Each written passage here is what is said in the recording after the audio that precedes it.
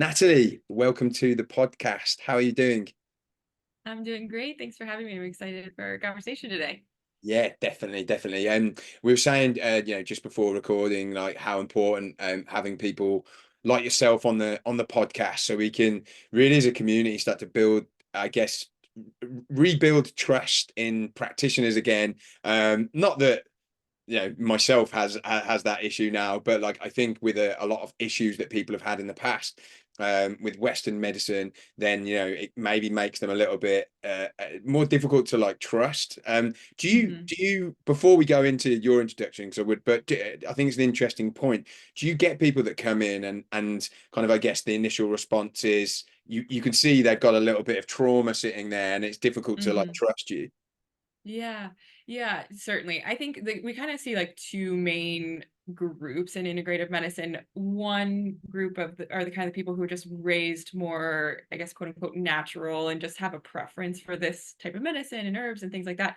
And then the other group is that they found us because they tried the conventional system first and then just didn't have success, and a lot of times could have a poor response, poor experience in the conventional system.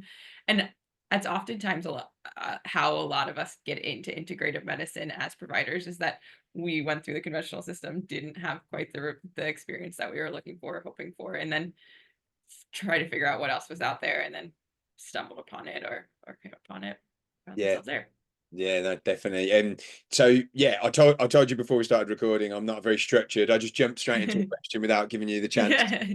to introduce yourself. Could you just give us a little bit more detail about your background and how you got into the position you're in today? How did you kind of get into this side of, I guess, the medical system?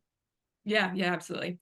So I am a naturopathic doctor. I focus on gastrointestinal health. So I see things like IBS, SIBO, and then inflammatory bowel disease are kind of the main things that I see and treat.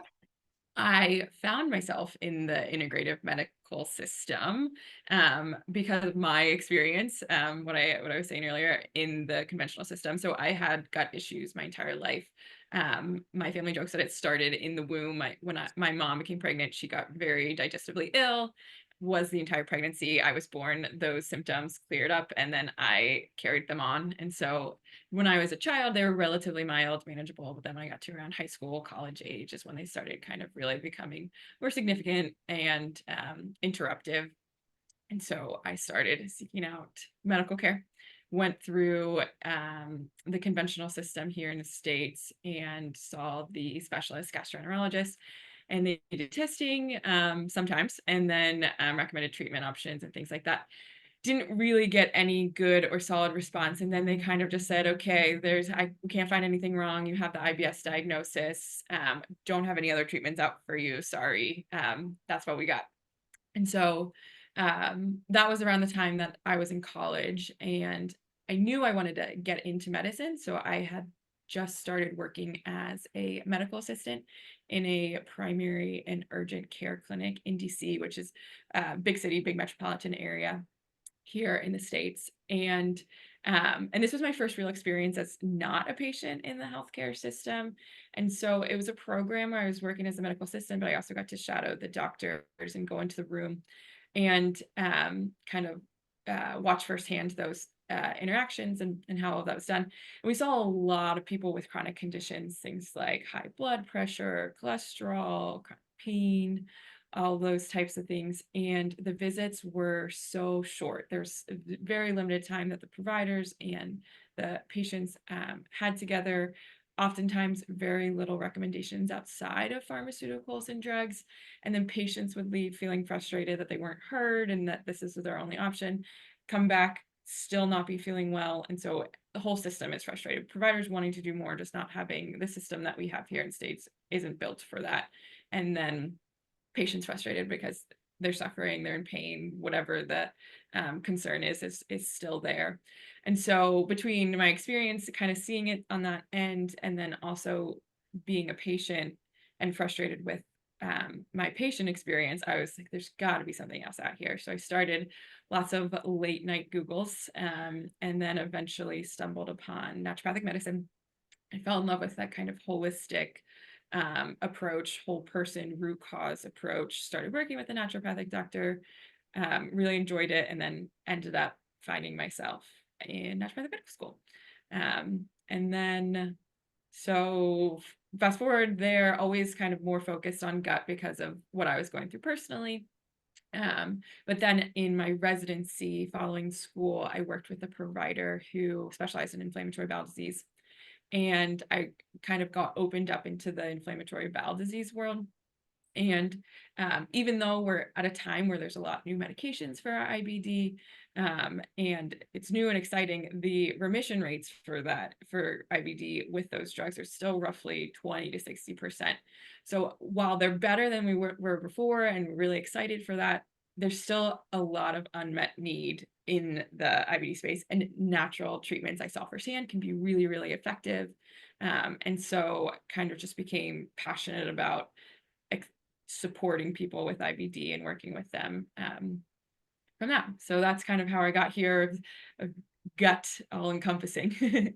Yeah, no, thank you for that. And how is your own, I would say, how's your own gut? How are your own like health issues now? Like, how are you managing those? Have you got to a point where you're much better, and kind of like what were the main strategies you used to improve?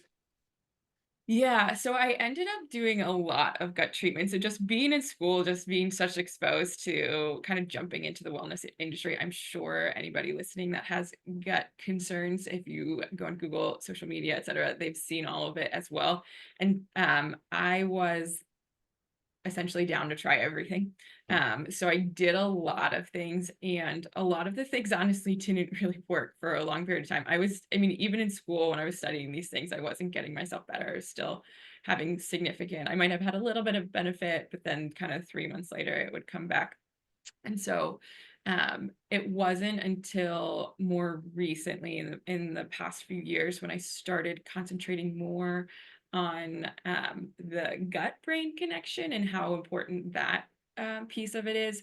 I was one of those people where you would hear that, mindset and mental health affects our digestive system, and I was like, yes, totally, but not me, like there's something else is wrong. And so I kind of stayed I ignored that portion of it. And then finally um I started recognizing that a little bit more. What I ended up doing was just kind of come to terms that this is what it was going to be, and just started ignoring it for a bit, just compartmentalizing and doing the best what I could there, which is also not healthy, but in a way it helped with some of the more hypervigilance that I had of being very uh, vigilant for symptoms, and examining after every meal, every bowel movement, tracking everything and everything that looked like. And so doing compartmentalizing for a little bit was helpful to start that journey that I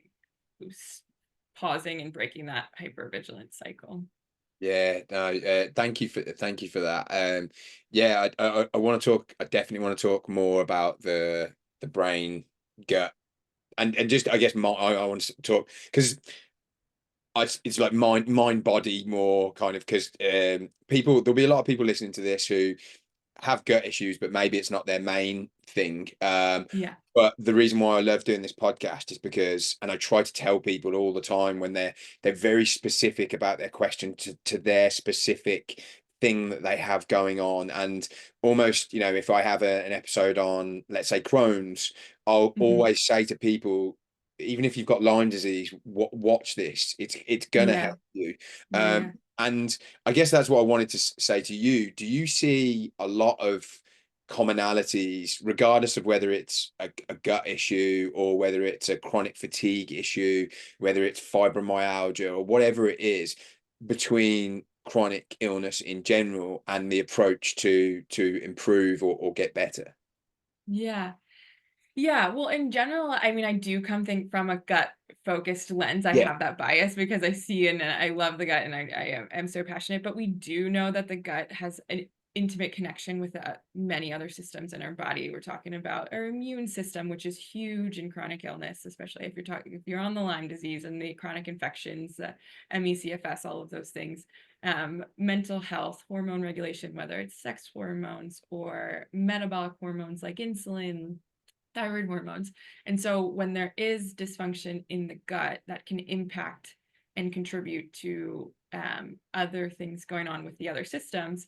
And then vice versa, when somebody is experiencing chronic illness, if there's certain limitations, for example, in their mobility, that mobility can affect the digestive tract and our motility, which is essentially movement through the digestive tract, and can lead to constipation, potentially ultimately SIBO. And so all of these things end up being related, and they can contribute to one another back and forth. So Mm. definitely.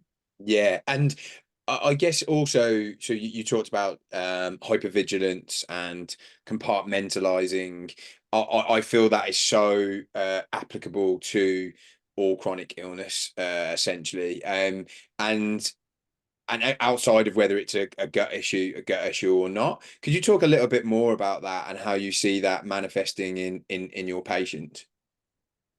Yeah, absolutely. So when we talk about, like, for example, in the gut with something like IBS, when somebody's having symptoms, whether it's abdominal pain, bloating, um, when somebody's experienced these symptoms for a long period of time, um, what can happen naturally is you start to pay attention to them more, you start worrying about them more, start concentrating on them more. And so we call that hypervigilance. And what can happen um, is that, so we have, just kind of taking a little bit step back, bigger picture, we have what we call the gut brain connection, which is kind of bidirectional communication between the gut and our brain, and back and forth. And so there are signals that sent back and forth, and those signals can get wonky. And so when somebody's been experiencing symptoms for a long period of time, say bloating, say abdominal pain after eating, um, those um, those signals can get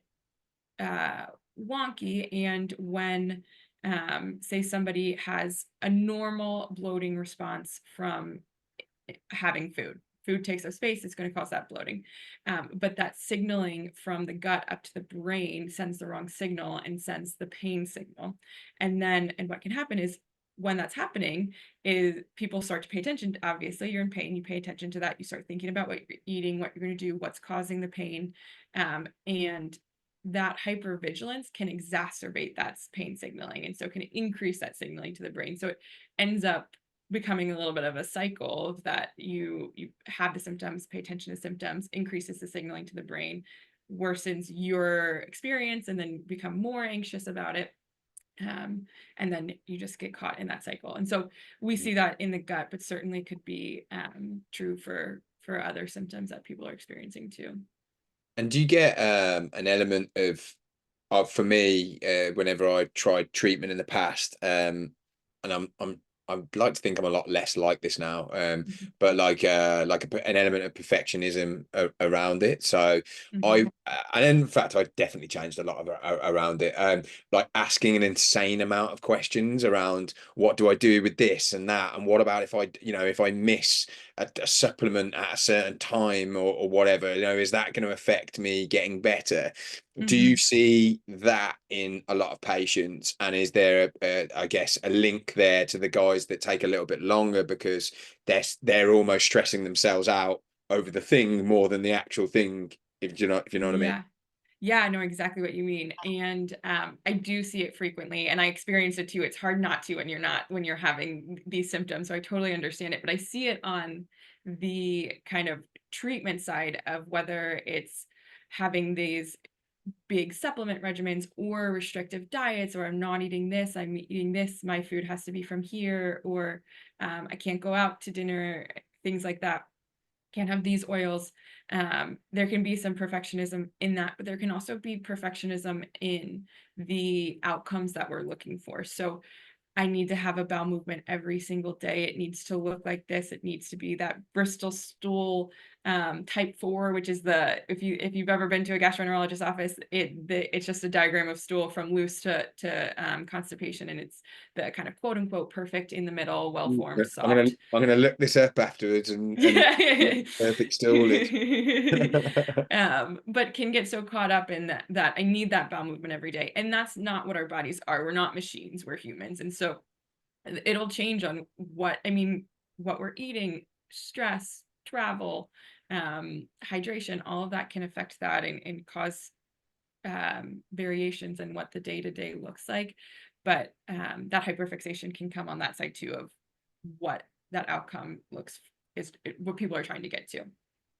Yeah, I think it's and I imagine for a lot of people, it's actually quite the balance to strike between taking care of yourself and being overly fixated on something. Because if I'm like so relaxed that I'm eating ice cream at Mhm. 10 p.m. at night, then that's going too far, of Yeah. course. But like I often think about, because I'm naturally a bad sleeper, so I yeah. I've been told by someone I shouldn't say stuff like that, because then it starts to build this identity that I'm a bad sleeper. But anyway, naturally a Yeah, bad sleeper.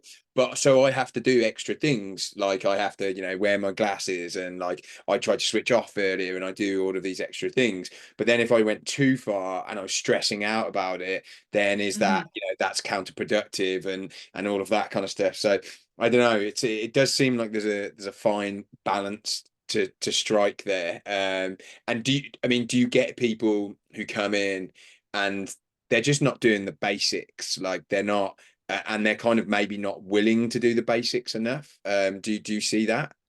Yeah, I see a mix. I think oftentimes I'll see people come in who will like have the quote unquote gut healing supplement protocols all figured out and all of this, but are missing those basics. And I think sometimes it's just they get into the system and or they find it online, find information or with providers, and um it just gets brushed over because of time or who knows why. But then missing those foundationals, and you're never going to out supplement or out whatnot foundations.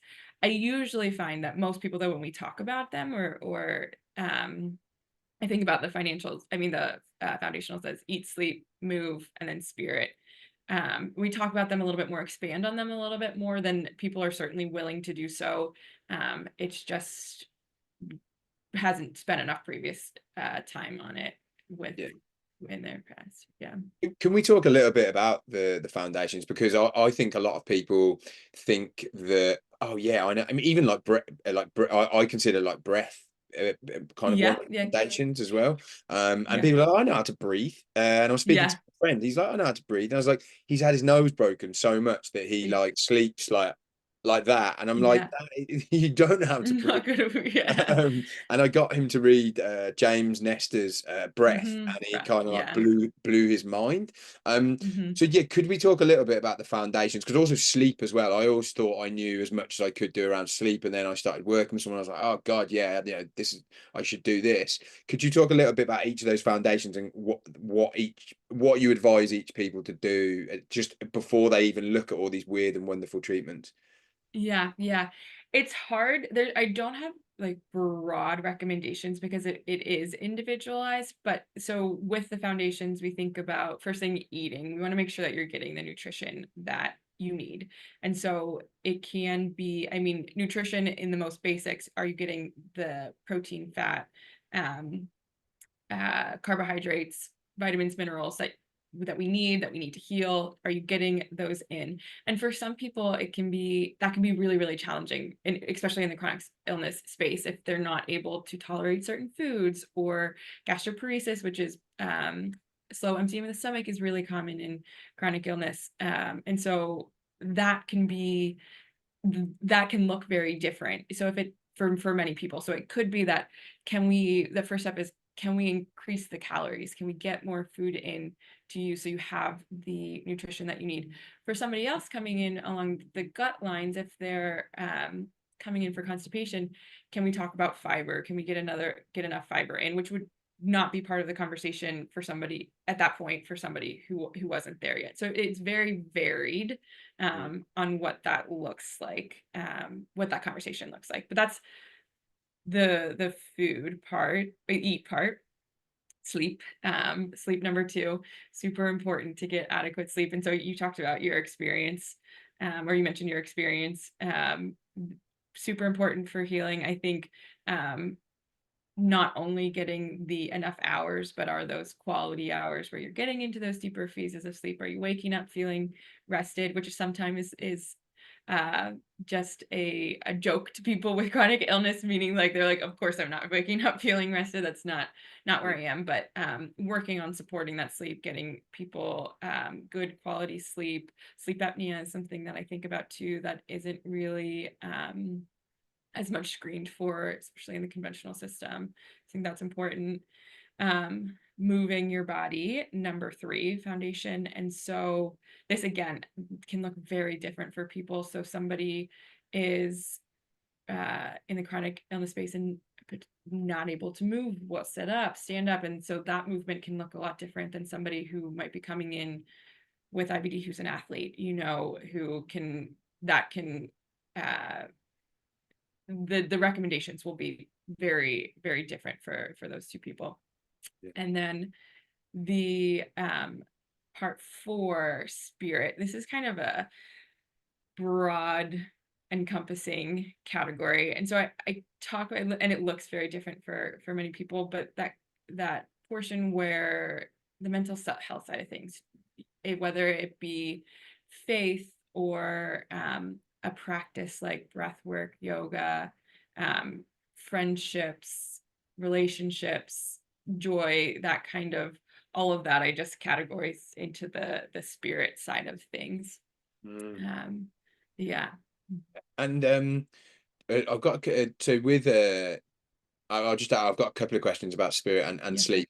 With sleep, I've got a lot of I'm kind of addicted to it, but not in a bad way. I love it, like my aura ring, Hmm. because it tracks in, it kind of holds me accountable. But in a previous life, like I don't know, years ago, I would have hated it because it would have Hmm. stressed me out. But now I'm like I love it. It's like and it's kind of like that it's telling me whether I'm on the right path. It's telling me whether I'm going off the right path.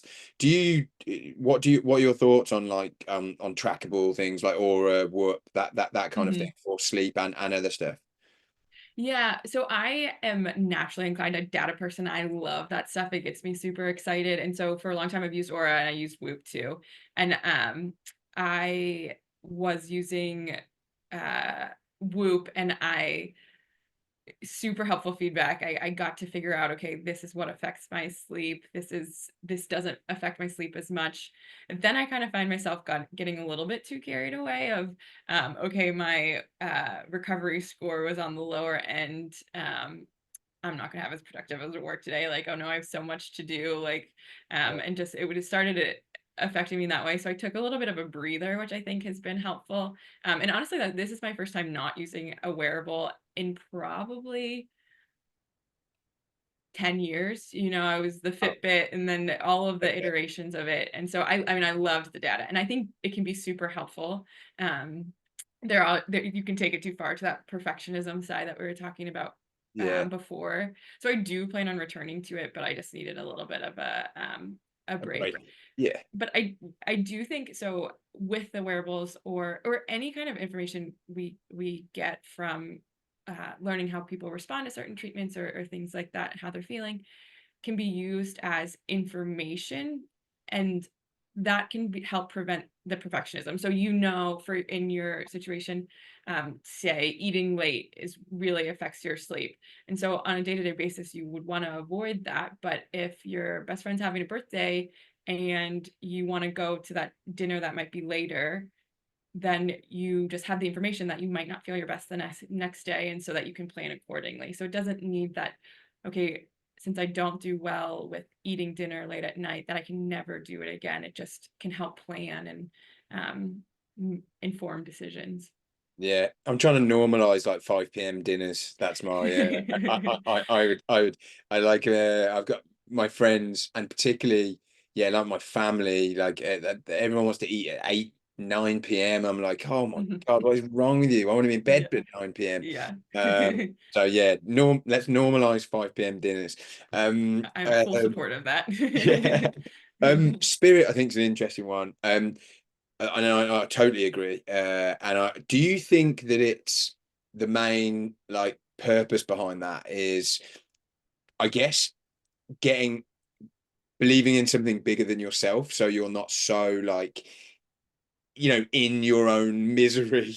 Um, Yeah. that there is actually stuff outside of you that is really cool and can give you joy and you can relate to it and it'll take your mind off it. And Yeah. whether that is having a game of paddle, I play paddle or Yeah. pickleball or whatever it is, and Yeah. like, enjoying that takes your mind off it for an hour, or whether that's, a 20-minute meditation, or whether it's laughing with your friends, each of those things help you feel some kind of connection to something outside of yourself. Would you say is or if not, could you give us a little bit more detail on that? Yeah, no, I think 100% what you said, all of that. I think it's the human side of all of this. You can write these quote unquote perfect treatment plans and how what you're supposed to take, what you're supposed to move, what you're supposed to eat, but there's a human component and we have to figure out how to nurture that, support that. And so um some people get a lot out of friendships and activities like paddle and connection and things like that. Some people get a lot of out of their faith. And so it can be a little bit of all of it. Some of it for it doesn't look like a set thing. It's different for everybody, but it's a kind of the human side of things, I guess. Hmm. And going back to I guess the mind, body, and then the physical side of it, I was exactly the same as you. Like, yeah, like I'm special. I believe there is it, but there's something different around me, and I realized, that I'm not special, and that I am the same. Um, do you find that people who deny that for like a longer time, have take longer to improve and get better, to acknowledge that that plays quite a big role in their recovery? Yeah, I do, especially because I see IBS so much and with IBS, there is certainly can be biological factors like the microbiome and motility and things like that. But there is what we call the psychosocial side. And so if we're focusing only on the biologic side, then we're missing this whole part of things that could be contributing. And so, especially for a lot of the times by people come to me, they've seen all of the other providers, whether it be integrative or conventional.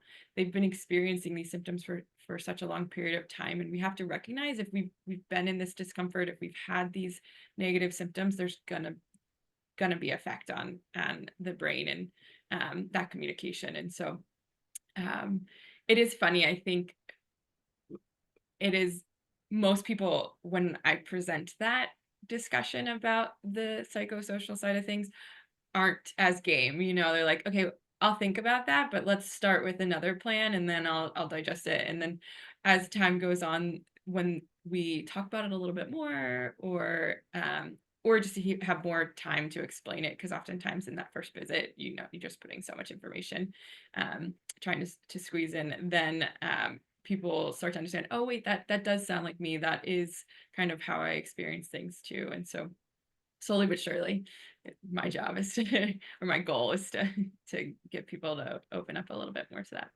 Yeah, no, definitely. I mean, I get it, well, as much as anyone who's going through chronic illness, because I think it's because also going through traditional medical system, there's a lot of like feeling like people are telling you it's in your head.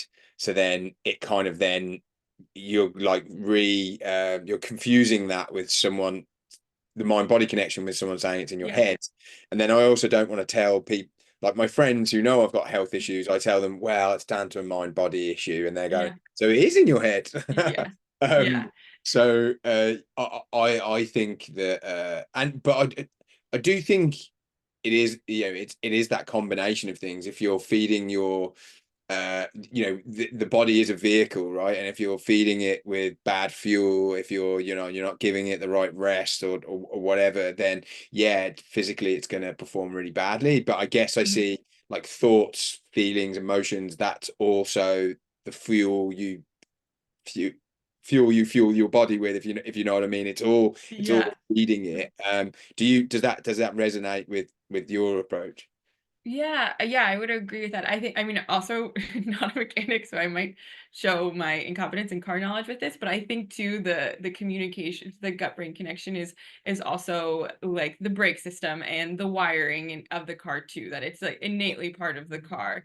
Yeah. And that there can be crossed wires and things like that, even if you buy the most expensive filtered fuel on the market, and you put all the best stuff in. If if the wiring isn't where the wiring is supposed to go, then you're not going to have a car working the way you would like it to work. Yeah, I'm not a car person, so you could have completely, come up with any analogy, and I would have. But then there's probably someone listening to it who'll go, "That's not right." But Yeah. I got it. I got it. That's a good analogy. And so people who are listening to this podcast are, I guess they're struggling for like hope. I think that's kind of like a big thing, and a big reason why I started this podcast. For a long time, I struggled with the hope side of things myself, and then okay, I get a little bit of hope. I do believe, but then there's constant that back and forth of like, oh, it's never going to happen for me. Oh, I've got light. I can see light at the end of the tunnel. Back in the dark. How important for you is that belief that someone is, really positive? I guess not only just positive about their potential recovery, but also they're positive that they can still have a great life. Because I think that's Yeah. that's the key thing. Because I think a lot of people, me included, put my life on hold. I was like, oh, I'm not going to be happy until I get better. And then the moment I realized I could be, that was a big step forward for Hmm. me as well. Yeah. Yeah. I mean, I think that's huge too, what you just said about you can be happy during the journey. But I think people with chronic illness who are probably very intimately familiar with this, that the road to recovery is not linear. And so you have those ups and downs. And when you kind of think that you're at a high point, and then all of a sudden things go down a little bit, but we're still moving forward. But having that faith and having hope, realistic hope, I'm not talking about like um, don't want snake oil or anything like that, but realistic hope of what uh, what can be is important. And I think in some ways want to be cautious because it can of how I say this, because I don't want to discount the lived experience of many people who are in chronic illness. Can be really, really, really challenging and debilitating. But it's unrealistic to have super optimistic every single day, every single moment of that journey. And so even surrounding yourself with a team that can hold on to that hope and can kind of support you when that does look like a little bit rockier is really helpful and important too. And I think like this podcast and there's more communities for people with chronic illness is really great, so that when somebody does get told there's nothing wrong with you, they have more resources and community that they can turn to. Yeah, I think there's definitely been a bit of this. Maybe it's because I changed kind of like who I followed and stuff on Instagram, but I think there's definitely been a switch in the last few years of like the positivity that's available online. It previously, I mean, in 2008 when I first started getting symptoms, but then in 2014 when it like was pretty like got very extreme, kind of only had Facebook. Instagram did start, but I definitely didn't look for accounts. But then when I started this podcast, there was a Mhm. lot of like, and not, they're really good people, but they're like just sharing in misery. Um, Mhm. and yeah, was it Misery Loves Company or something like that? Yeah, yeah. And you would see all of these accounts get thousands of likes and thousands of comments because people just like want to feed on that negativity. And I do Mhm. feel like there's been a bit of a switch recently, and Mhm. people sharing, and more people willing to help once they've recovered. Have you seen that, or am I just? It's just because I follow more of these accounts now.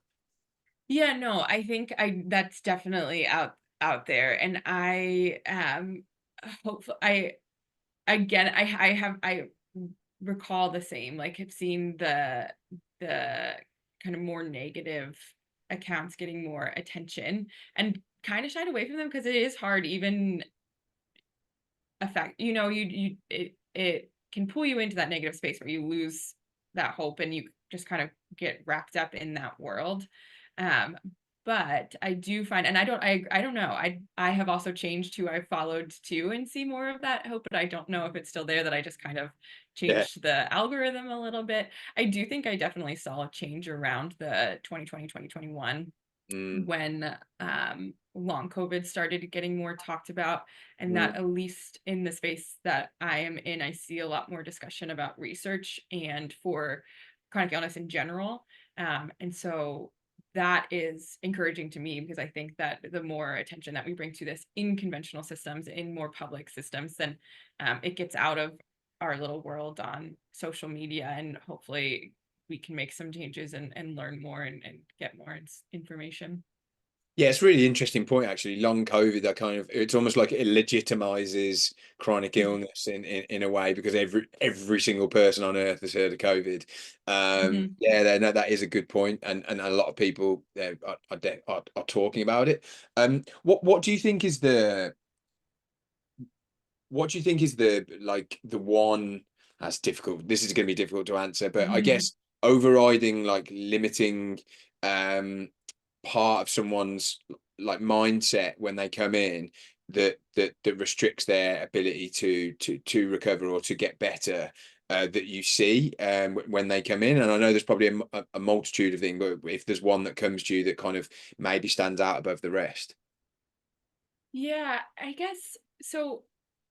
What I commonly see is that people will come in and they will say, I've tried this, this, this, this. The list will be long. They've tried it all. They've tried the conventional, they've tried the integrative, and I'm not better. What do you have for me? And then we kind of go back through, sift back through, and start a lot smaller. And so whether it be, okay, first step, we're going to get you to having regular bowel movements. And it can be, and for somebody who comes in with MECFS, MCAS, the diagnostic slew, um, that we start with something very simple. And I kind of explain it to them, like, what I'm trying to do is it seems like a very small goal, but I'm trying to loosen the collar around the neck a little bit. And if we're able to loosen that collar a little bit, then maybe we can bring in step number 2, and we start to see more improvements from that. Maybe we can bring in another therapy, and what you previously either didn't respond to or weren't able to tolerate, you're able to tolerate now, and that slowly but surely we start to see some benefit. And so I I guess from that, maybe the goals are too big of, okay, I just want to get 100% better. And I don't want to say goals being too big, but I guess I doing know. it one step at a time, breaking it up a little bit so that we can not eat the whole elephant at one time. Let's start with the one bite, and then we'll do 2, and then we'll get there, kind of thing. Yeah, no, I think that's a great point. I think I always just wanted to see just a tiny bit of improvement that I could latch onto, that Hmm. just tell my brain that no, you're not broken, you know, you can improve, things can improve. And I think that's what I started to try to do in the last few years, of like when things started to get a lot better. I would notice, okay, you know, I can do this like a Hmm. tiny bit better, and I couldn't before.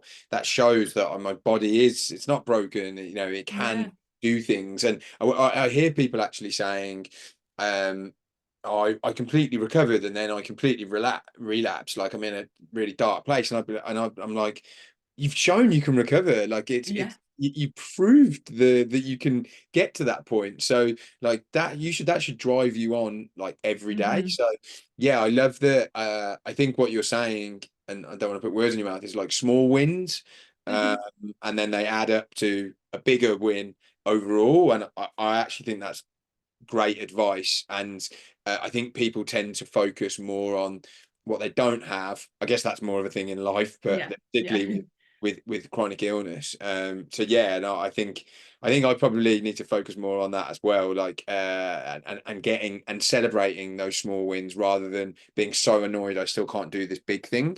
Um, Hmm. yeah, no, that's great. And so with like this podcast, people who are watching it like right now, they're probably in the majority of them will be kind of in the depths of chronic illness, you know, really Hmm. going through it, really not believing in their own recovery. What would be your advice to someone like that right now, who's really going through it, can't see a way out, you know, is thinking they're special when we know they're not, in the nicest possible way. What Everybody's special. You're special. Yeah, yeah. You're all special, But but we're all the same. yeah. But yeah, like they think that it's not possible for them, even though they see all of these other people. What would be advice for them, and make sure they can keep going and keep moving forward? Yeah, I think my advice would be the small wins and starting there, the small steps, and eventually those will compound and they'll get bigger and bigger. As part one, kind of what we're talking about. Part two, I think, again, going back to what we were saying, I think a community is really helpful. And so maybe if you are in those social media spaces, which where it is a little bit more negative, trying to find some of the more positive. They found your podcast at this point, so that's a good thing because this is a very positive community. But finding some of the more positive community, if your friends, family, people around you to help lean on support when you are feeling kind of in those lower spaces, a little bit more defeated, and use your community to kind of uplift you, pull you out of those darker spots. Yeah, no, definitely, definitely. And thank you so much for coming on and sharing everything you've done, and also your story really means a lot. Yeah, definitely I've learned a lot today for sure. It's definitely reinforced a lot of the stuff I thought I knew. So really appreciate you coming on. If anyone wanted to reach out to you and ask you any questions around anything you've said today, or yeah, or like find out a little bit more about what you do, how would they do that?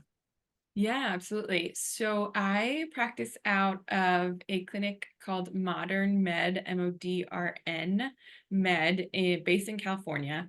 But we are on social medias at Modern Med, MODRN Med, and we do complimentary calls. So I'd be more than happy to chat with you and see if we'd be a good fit to work together, or if you need direction into somebody that is closer to you or whatnot, that would be a good fit for you. If you have any questions, I'd be happy to chat. More than welcome to reach out. Okay, awesome. So if they just reach out on the Instagram, and then they could speak to you there, is that Yeah, so we modernmed.com would be the best okay? way. You can actually just sign Yeah, up online through the website or give us a call. Our number is on the website. awesome. And thank you so much for coming on and spending the time. Really appreciate your time. Super excited to get this out there to people. So really Yeah. appreciate it. Yeah, absolutely. Thanks for having me. It was a great conversation.